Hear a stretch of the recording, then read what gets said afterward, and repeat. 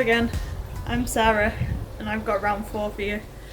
So these are going to be some exposure challenges. So if you're not used to standing in this position as I am, perpendicular to the direction of the slackline, then I would suggest practicing this first. And when you start this position, be careful about falling backwards, and if you're doing it in a tight space, don't have things behind you or put some padding there.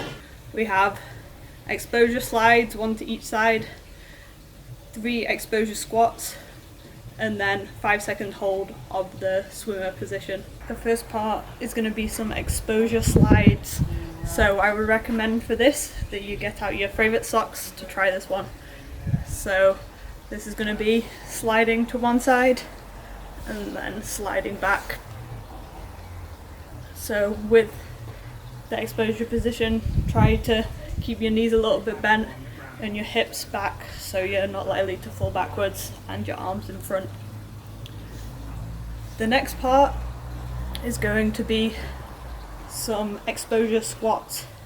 So for this one, I prefer to have the line a little bit further to my heels as I have now.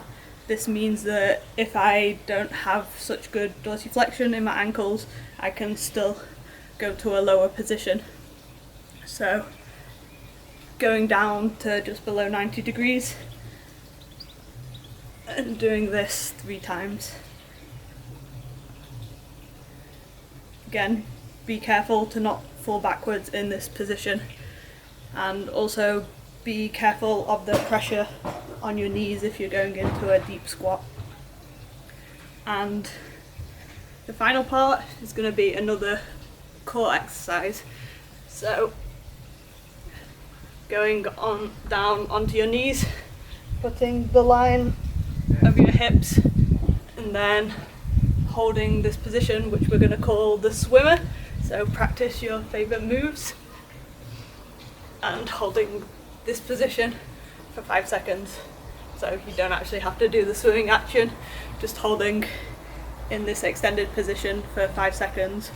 And to do that, use your glutes and your lower back and raise up your chest.